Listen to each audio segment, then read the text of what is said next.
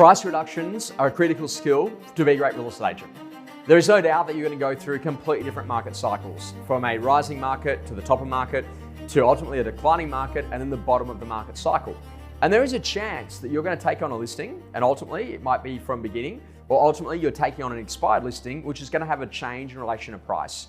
And price reductions are not something you need to be afraid of. It's ultimately about everything that you've done leading up to that moment that allows the owner to justify actually making a change in relation to the price. And this is where you've got to start to think about, you've got to be more logical in your approach. Every single time that there's a new listing to market, that has the ability to impact the asking price that you're asking for a similar asset. Let's say, for example, you've got a home on the market for $1 million, and a new one comes on the market for $1 million and has an extra car space. It's a very similar property. Ultimately, people are going to pay more for a property that's got a car space than one that doesn't. And so now that means that your price point at $1 million might look a bit sharp and would need to be reduced if it's really going to be attractive to a buyer. All that overpriced properties do is they actually make other properties look like they're good value for money. Also, during the course of the campaign, you will find that there will be a sale that is made. When a sale is made, for example, where a buyer walked through the particular home that you're representing, and that particular buyer goes and buys an alternate asset in the asset class, that naturally now means that ultimately they've seen better value in that particular property than the one that you're currently selling. So for example, they went and had a look at 1 Jones Street, which was on the market for $1.05 million, and they've had a successful offer at $985,000. That now means that your $1 million price point is again a little bit sharp and will need to ultimately go and make a change. Whenever you're speaking with the owner, it's best that you've got some really good quality documentation. And that's about having that conversation around what to expect during the course of the sales campaign. And that would include the inquiries that have led to inspections, which have led to second appointments, and ultimately people that have bought copies of pest and building reports, requested copies of contracts to be reviewed by their solicitors, and then ultimately the offers that you're receiving on a particular property. Now, if you think about it and you're seeing like 0, 0, 0, 0, 0, 0 on every single one of those indicators of interest, it's really clear that something's not right. And what you've got to do is you've got to stick to your guns on what a great agent would do, which is managing a property logically rather than emotionally.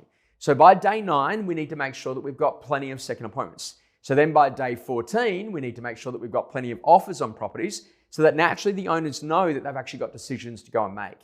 Your job is that when you're going to present that information, make sure that you're bringing the up-to-date info on the new properties to market and the properties that have been sold since they've actually been listed on the market.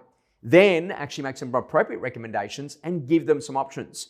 What I love to think about is that there are 3 things that we can do here. Number 1, we can ultimately change the marketing to get more buyers to the property.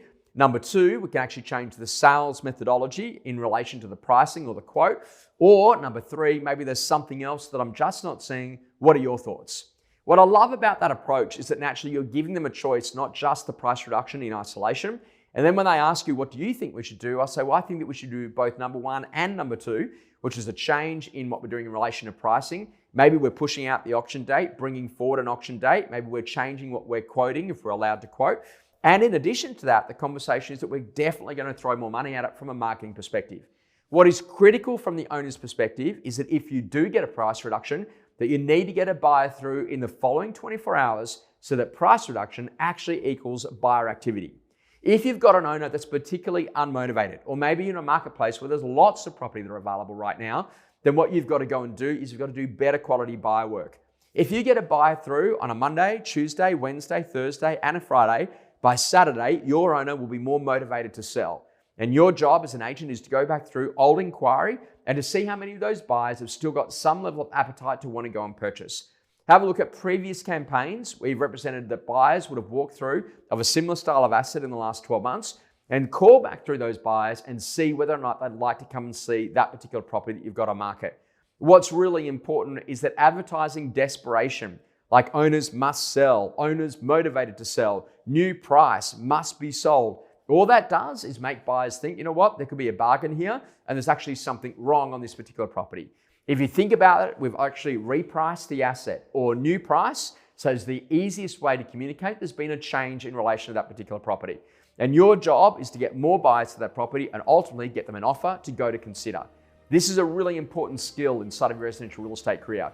If a property's not selling by the time you get to day 14, or it doesn't look like it's going to, it's up to you to go and have those important conversations to get it repriced so that naturally you can find a buyer, that owner can move on, the property can be sold, and you can get on to the next listing and be great inside of your marketplace.